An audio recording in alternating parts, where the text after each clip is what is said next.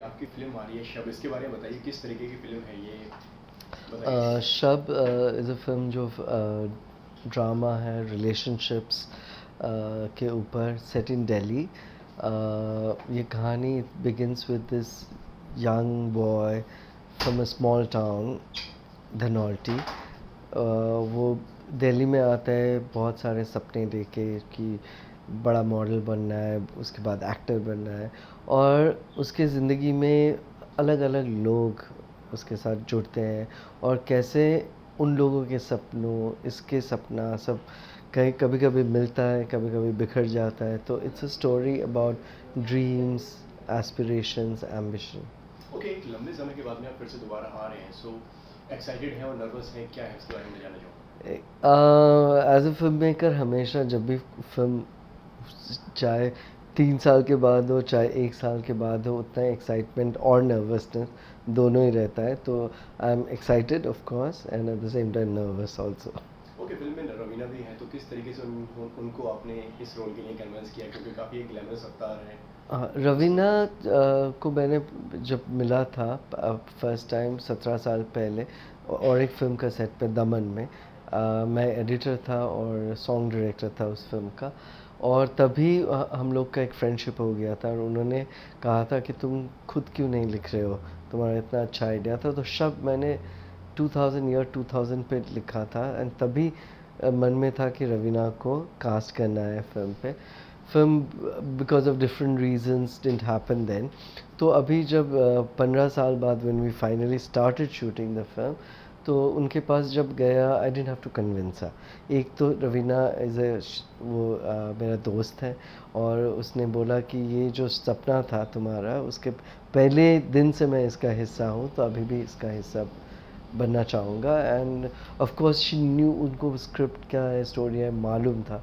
And she knew that it's a powerful role and I think उनको बहुत सही तरीक़ा से फिट होता है रोल। ओके, कास्टिंग के बारे में जानना चाहूँगा किस तरीके से, क्योंकि फिल्म के अंदर नए कास्टिंग, नए एक्टर्स भी हैं, और उनके बारे में थोड़ा बताइए। तो ये फिल्म का जब हम कास्टिंग कर रहे थे, इट वाज वेरी इम्पोर्टेंट कि जो एक किरदार है जो अभी फाइनली आशीष वो किरदार का रोल ही did that is, I wanted ऐसा एक फेस कि not everybody knows him already as an actor, क्योंकि उसका it had to be a newcomer, क्योंकि उसका स्ट्रगल का, उसका वो जर्नी का फिल्म है। एंड कन्विंसिंग होने के लिए आई थॉट एक अननोन फेस हो तो वो सही रहेगा। सेकेंडली नियरली आई थिंक 2 साल लगा कास्टिंग के लिए, because we were doing auditioning.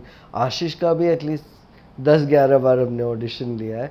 The whole idea was that finally उसको मिला कि एक तो you know over the period he developed as an actor, लेकिन मुझे एक ऐसा फेस चाहिए था जिसमें कुछ इनोसेंस हो, उसमें कुछ something honest and I think Ashish के फेस, चेहरा में ना वो एक थोड़ा मासूम एक इनोसेंस है, which is difficult to find in this city.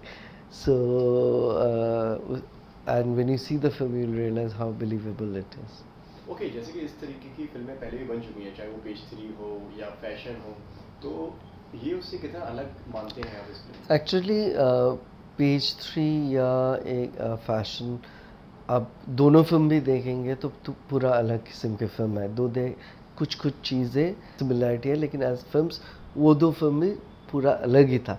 Similarly as a film maker Madhur Bhandarkar से I am totally different in my approach. तो जो डिफरेंस है, ये फिल्म फैशन इंडस्ट्री के बारे नहीं है।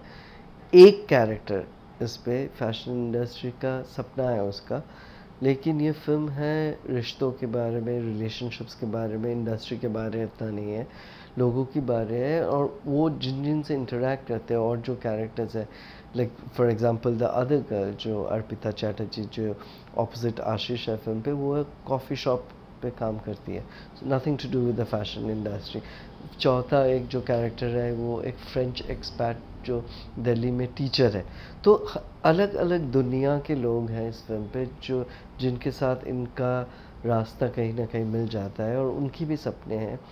तो ये फिल्म एक किसी इंडस्ट्री के बारे नहीं है, एक शहर के बारे में है। एक शहर में जो अलग अलग सपने होते हैं उस सपनों के बारे में है। उसमें फैशन इंडस्ट्री एक हिस्सा है। ओके, काफ़ी टाइम लग गया आपको फिल्म रिलीज़ पे लाने के लिए, जैसे आपने बताया पहले आपने लिखी फिर उसके बाद में फिर शूटिंग करी, तो इतना वक्त क्यों लगा इसको release ये करने फिल्म जब पहले लिखा 17 साल पहले, तब उन दिनों के लिए ये फिल्म बहुत बोल्ड था, तो ऑब्वियसली तब नहीं हुआ। एंड हर साल एक फ़िल्म के बाद जब मैं दूसरा फ़िल्म ये आई वुड ट्राई, बट हमेशा सबको लगता है ये तो बहुत बोल्ड है, ये तो बहुत बोल्ड है।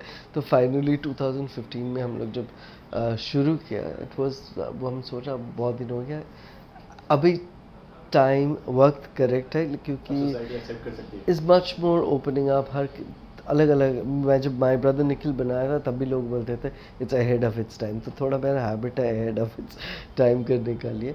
सो we finally did it. And also कभी कभी ये लोगों को लगता है कि अच्छा बहुत दिन लगा, लेकिन ये फिल्म में 4 सीज़न है, तो समर है, विंटर है, ऑटम है, रेनी सीज़न, मानसून है। तो 4 बार हम दिल्ली में एक साल के full 1 whole year we were shooting, so that also took a lot of time. And then because हम लोग पोस्ट पे भी we wanted to spend a lot of time कि each season का अलग एक texture हो, color हो, so इस फिल्म पे we spend a lot of time on post production also. Season and locations आपने मोस्टली सारे सारे जो लिए वो रियल लिए। Yeah, only real, एक भी शॉट नहीं है कोई सेट पे।